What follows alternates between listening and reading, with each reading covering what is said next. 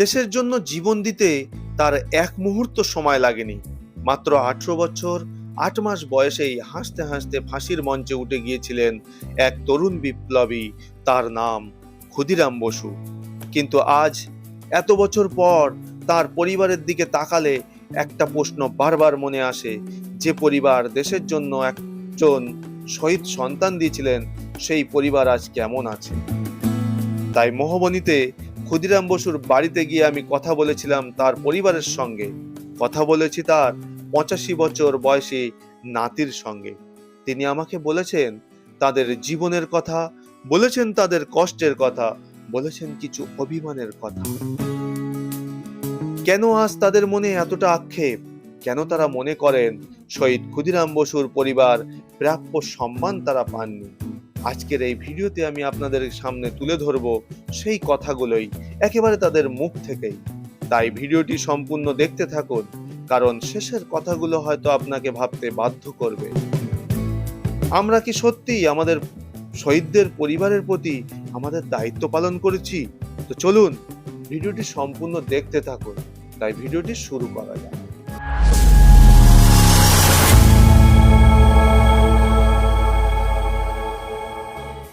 তো বন্ধুরা, দেখতেই পাচ্ছেন এই মুহূর্তে আমরা সেই ন্যাড়াদেউল বাজারে এসে পৌঁছেছি। আর এখান থেকে আমরা যাব শহীদ ক্ষুদিরাম বসুর বাড়ি মহবনী গ্রামে। আর এই মহবনী গ্রামে যাওয়ার জন্য আমরা এখান থেকে টোটো নিয়েছি। তো টোটোতে আমাদের এক একজনের মাথা পিছু ভাড়া নিয়েছে মাত্র 20 টাকা করে। তো চলো আমরা রাস্তায় যেতে যেতে আপনাদেরকে দেখাবো সেই রাস্তার দৃশ্যটি, এবং মহবনী গ্রামে কোথায় সেই ক্ষুদিরাম বসুর বাড়ি আছে সেটাও আপনাদেরকে দেখাবো। দেখুন সামনেই কিন্তু সেই একটা মাটির দোতলা আছে, কত সুন্দর করে সাজিয়ে। তবে একটা জিনিস, গ্রামের রাস্তা হলেও রাস্তাগুলো খুবই সুন্দর, এলাকাটা অনেকটা পরিষ্কার পরিচ্ছন্ন যেটা দেখছে। অসাধারণ এই মাটির বাড়িগুলো দেখুন, কত সুন্দর লাগছে মাটির বাড়িগুলো। তো এই সামনে চলে এসেছি বন্ধুরা, আর বেশি পথ নেই, সেই আকাঙ্ক্ষিত জায়গা ক্ষুদিরাম বসুর জন্মভিটা, শহীদ ক্ষুদিরাম বসুর জন্মস্থান লেখাই আছে, দেখতেই পাচ্ছেন। তো চলুন আপনাদেরকে দেখাবো সামনে গিয়ে। সম্ভবত সামনের এই মোড়টাতে নামতে হবে।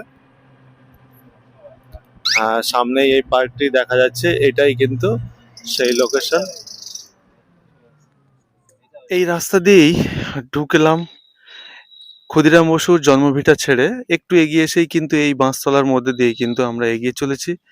আর এই সামনেই কিন্তু সেই বসু পরিবারের এখনো বর্তমান যারা জেনারেশনের আছেন তারা কিন্তু আছে। আমরা ওনাদের সঙ্গে কথা বলার উদ্দেশ্যে আমরা এগিয়ে চলেছি, খুঁজে বেড়াচ্ছি কোথায় ওনারা বসবাস করেন সেটা একটু দেখার জন্য, এবং আপনাদেরকেই দেখাবো। তো চলুন সঙ্গে থাকুন, আমরা নিয়ে যাচ্ছি সেই বসু পরিবারের ফ্যামিলির কাছে।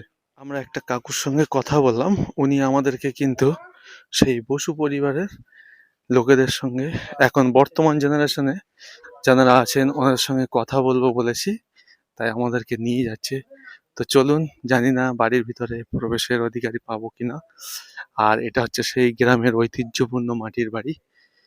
তবে যে জায়গাটা আমি এসেছি এটা কিন্তু ক্ষুদিরাম বসুর সেই জন্মভিটার ব্যাক সাইডটাতে। তো চলুন কথা বলবো সামনে গিয়ে। তো বন্ধুরা দেখতে পাচ্ছেন সেই ক্ষুদিরাম বসুর বংশের পরিবারের বাড়ির মধ্যে কিন্তু আমরা প্রবেশ করছি। চলুন।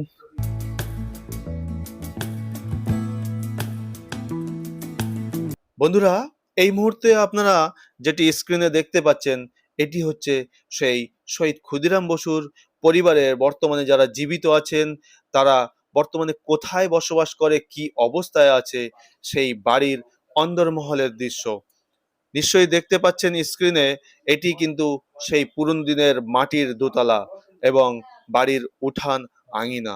তো চলুন আপনাদেরকে আরো সামনে অনেক কিছুই দেখাবো, তাদের সঙ্গে কথা বলবো, সমস্তটাই দেখাবো। দেখতে থাকুন, সঙ্গেই থাকুন বন্ধুরা। প্রথমেই আমি আপনাদেরকে সাক্ষাৎ করাবো ক্ষুদিরাম বসুর পরিবারের ক্ষুদিরাম বসুর নাতির অর্ধাঙ্গিনী এবং তারই সন্তানের সঙ্গে। উনি কি আপনার মা? আচ্ছা আচ্ছা।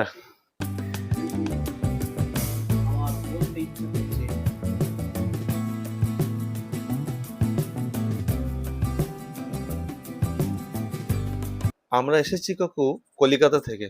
আমরা শুনেছি এটি ক্ষুদিরাম বসুর পরিবার। তো আমরা একটু জানতে চাইছিলাম যে ক্ষুদিরাম বসুর সঙ্গে আপনার সম্পর্কটা কি? ক্ষুদিরাম বসু আপনার কে হন? যদি একটু আমাদেরকে বলতেন। আমি হচ্ছি ক্ষুদিরাম বসু আমার বাবার কাকা। তাহলে সম্পর্কে আমরা ক্ষুদিরামের সঙ্গে আমার সম্পর্ক দাদু নাতির সম্পর্ক। দাদু নাতির সম্পর্ক? হ্যাঁ তো আপনার দাদুর কাছ থেকে শহীদ ক্ষুদিরাম বসুর জীবন সম্পর্কে তার কোনো ঘটনা আপনার কি শোনা আছে? আপনি কি জানেন সেগুলো? হ্যাঁ হ্যাঁ হ্যাঁ হ্যাঁ সেটা যদি আমাদেরকে দু এক কথায় বলতেন। দু এক কথা বলছে, সে মোটেই লেখাপড়ার ধার ধারতো নি, লেখাপড়া করতো নি, বিদেশি কোনো জিনিস পছন্দ করতো নি, খাতা বই স্লেট পেন্সিল যা কিছু কোনো বিদেশি জিনিস সে পছন্দ করতো না। আর তারপর তখন তো আর পাঠশাল টাঠশাল কিছু থাকেনি, টোল বলে থাকতো, টোলের পণ্ডিত মশাই পড়াতেন, তাল পাতায় লেখা, সে ঘরে মা কালি করে দিত, ঘরের লোক সে চাল চুইলে কালি করে দিত, বাঁশের কলম তাল পাতার লেখা এইসব করতো। পড়াশোনার দিকে খুব একটা নেশা ছিল নি, শুধু বিদেশি জিনিস কোনো পছন্দ সে একবারেই করতো না। তার ভিতরে হঠাৎ দেশপ্রেম আসার ব্যাপারটা বুঝতে পারলাম না। এই গ্রামে থেকেও দেশপ্রেমটা কিভাবে এলো? আচ্ছা, ওই যে দেশপ্রেম বলতে বিদেশ, তখন তো ইংরেজের আমল, হ্যাঁ, অবশ্যই। বিদেশি জিনিস পছন্দ করতো নি, স্বদেশি জিনিস দরকার। যেমন নিজেরা তাঁতি কাপড় বুনবে, তাঁতি গামছা বুনবে, সেই সব করবো, সেই সব ব্যবস্থা করব। সিলেট পেন্সিল, তাল পাতায় লেখা, এই সমস্ত এইসব করতো দেশের জন্য। বিদেশের ইংরেজের হাত থেকে দেশকে আমাকে রক্ষা করতে হবে, ওর কাছ থেকে আমাদেরকে নিজেদেরকে রক্ষা করতে হবে। তখন ইংরেজের আমলে তো নানা রকম অত্যাচার, ঘরের মেয়েদের প্রতি অত্যাচার হয়েছে, গ্রামের প্রতি হয়েছে, সবারই প্রতি অত্যাচার হয়েছে, সেসব পছন্দ করতে নেই আর কি। ওনার জীবন কাহিনী বলুন বা ওনার সম্পর্কে যা কিছু, সে তো আমরা ইতিহাসে কম বেশি পাই, ওরা কিন্তু হ্যাঁ, ইতিহাসে লেখা চৌকি বই ক্ষুদিরামের বেরিয়েছে, আসল ঘটনা তো কেউ জানে না। এখন কেউ জানে না, এবং সেই বইটা দেখে লোক জানে। হ্যাঁ। আর আমি যেটুকু জানি, আমার বাবার, আমার দাদু ঠাকুমা এদের মুখ থেকে শোনা, যারা তাকে লেখাপড়া শিখিছে, বসিছে, কোলে করে খাইছে, মানুষ করেছে, তাদের মুখ থেকে শোনা। আমরা দেখেছি এই পরিবার থেকে একজন স্বাধীনতা সংগ্রামী নিজের জীবনকে উৎসর্গ করেছে এই দেশের জন্য। তো এই সমাজের কাছ থেকে আপনারা কি পেয়েছেন? কিছুই না, আমাদেরকে কি দিবে, আমাদেরকে কিছুই দেয়নি। আমাদেরকে এই পরিবারের যে আমরা লোক এবং নিকটতম আত্মীয় ক্ষুদিরামের, সেই দিক থেকে আমাদের কোনো কিছুই নেই।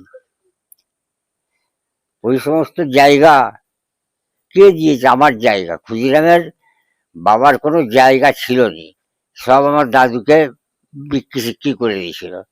তারপরে ক্ষুদিরামের বাবা তো আর তেমন কোনো ধনী বড় লোক ছিল নি, নাড়াজোড়ে রাজার সেরেস্তায় গমস্তার খাতা লেখার কাজ করত। হ্যাঁ, তহসিলদার ছিল, খাতা লেখার কাজ করতো। তো আপনার কাছে একটা বিশেষ প্রশ্ন জানতে চাইবো, যেহেতু আপনারা ক্ষুদিরামের বংশভূত, আর বর্তমানে যে পরিস্থিতিতে আপনার দিন চলছে বা যে পরিস্থিতি আপনাদের এখানে এসে দেখলাম, তাতে কি সরকারের কাছে বা এই সমাজের কাছে আপনার কোনো চাওয়া পাওয়া আছে? তা তো নিশ্চয়ই থাকবে, আমাদের তো থাকা উচিত, অবশ্যই। আমাদের তো থাকা উচিত, আমাদের তো দাবি, আমরা ন্যায্য পাওনা আমাদের, কিন্তু তা তো আমরা পাইনি, দেওয়া হয়নি। দেওয়া হয়নি আমাদেরকে, আমাদেরকে তো অবহেলা করা হয়েছে সরকার। মানে বারবার হ্যাঁ, অবহেলা করেছে। হ্যাঁ, এখনো সেই অবহেলিতই এবার আছি। আপনার সঙ্গে কথা বলে নিজেকে অনেকটা গর্ববোধ অনুভূতি করছি, কেননা যে আপনাদের মতো একজন দেশের শহীদ পরিবারের, শহীদ বংশের আহ বংশভূত আপনারা, শহীদ ক্ষুদিরামেরই জেনারেশনের মানুষ, যাদের রক্ত শহীদদের রক্তের সঙ্গে ডাইরেক্ট কানেক্টেড, সেরকম পরিবারের মানুষের সঙ্গে কথা বলে নিজেকে অনেক গর্ববোধ অনুভূতি হচ্ছে। আর ভালো লাগছে যে হ্যাঁ, সেরকমই বংশের একজন মানুষের সঙ্গে কথা বলছি। তো আমাদের চ্যানেলের পক্ষ থেকে আপনাকে অনেক অনেক ধন্যবাদ। আর আপনার কাছে একটাই দাবি, আমাদের জন্য আশীর্বাদ করবেন। আমরাও দোয়া চাই ওপরওয়ালার কাছে। আপনি ভালো থাকুন, সুস্থ থাকুন।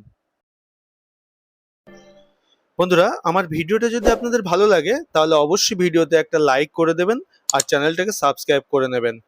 পাশে থাকা বেল বাটনটাকে অন করে দিয়ে অল নোটিফিকেশন অল করে নেবেন, তাহলে পরবর্তী ভিডিও নোটিফিকেশন সবার আগে পেয়ে যাবেন।